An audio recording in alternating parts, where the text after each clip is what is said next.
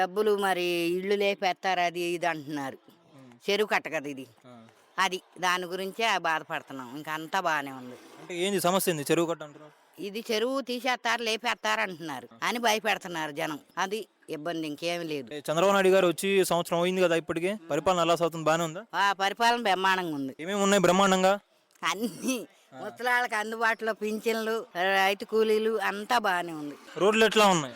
అంతా రోడ్లు కూడా బాగానే ఉంది. ఇప్పుడు బాగున్నాయా ఒకప్పుడు బాగున్నాయా?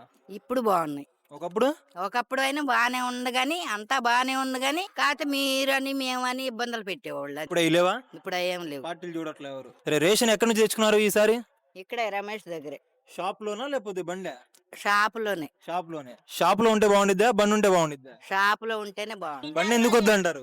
బండి ఏమన్నా ఇక్కడే దగ్గరగా తెచ్చుకుంటున్నాం. మీకు దగ్గర ఫలానా వాళ్ళకి దూరం ఉండేది కదా. వాళ్ళకైతే మాకు సంబంధం లేదు, నాకు మాత్రం బాగానే ఉంది దగ్గరగా. ఇప్పుడు బండితో వచ్చిన సమస్య ఏంది మీకు?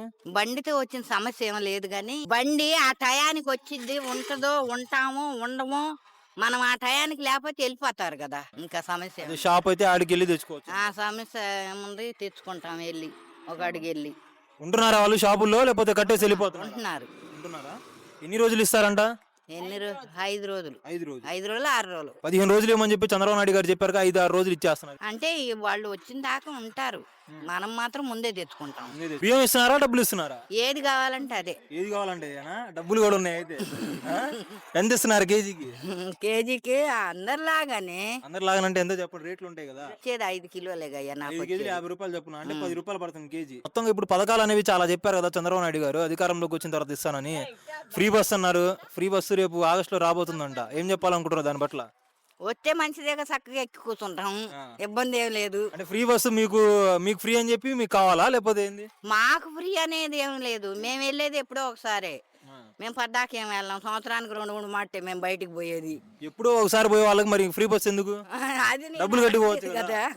పథకాలు చాలా ఉన్నాయి కదా, అమలు చేయలేదు. ఏమైనా వ్యతిరేకత ఉందా మహిళల్లో? ఏం లేదు. కాకపోతే నాదే గ్యాస్ కార్డు మారలేదు, మరి నాకు డబ్బులు పడతలేదు. డబ్బులు పడట్లా? Gas card మార్చుకోవాలా? ఇళ్ళ పక్కల వాళ్ళకి అందరికి పడ్డాయి. ఎంత పడుతున్నాయి? 850 860 పడుతుంది. మీకైతే కొద్ది ప్రాబ్లం ఉండి పడాలా? మా ఆయన చనిపోయాడు, ఆయన పేరుతో ఉంది కార్డు మార్చుకోలేదు. ఇప్పుడు సచివాలయ వ్యవస్థ జగన్మోహన్ రెడ్డి తీసుకొచ్చారు, తెలుసా అది? జగన్మోహన్ రెడ్డి సచివాలయ వ్యవస్థ తీసుకొచ్చారు. గ్రామాల్లో సచివాలయాలు ఉన్నాయి కదా, వాటి వల్ల లాభాలు ఉన్నాయా, లేకపోతే ఏంటి? లాభాలు అంతా బానే ఉంది. మంచిది. తీసేయాలా, లేకపోతే? తీసేయాల్సిన అవసరం లేదు, బానే ఉంది. ఏది కావాలని అందుబాటులో ఉంటున్నారు. వాలంటీర్లను తీసేశారు కదా, వాళ్ళు అవసరం ఉందా, అవసరం లేదా? ఏమో, మాకైతే ఇబ్బంది ఏమి లేదు, తీసినా పర్వాలేదు, ఉంచినా పర్వాలేదు. అది సరే. ఇప్పుడు ఏదైనా పథకం కావాలంటే మీకు ఇంతకుముందు వాలంటీర్లు చెప్పేవాళ్ళు, ఇప్పుడు ఎలా తెలుసుకుంటున్నారు మీరు? అవన్నీ నాకు రావు నాన్న, నేను పెద్దగా చదువుకోలేదు. ఇప్పుడు ఏదైనా ఫలానా సర్టిఫికేట్ కావాలన్నా, ఏది కావాలన్నా ఇంతకుముందు ఫోన్ చేస్తే వాలంటీర్ వచ్చి తీసుకెళ్లేవాడు కదా కాగితాలు మొత్తం.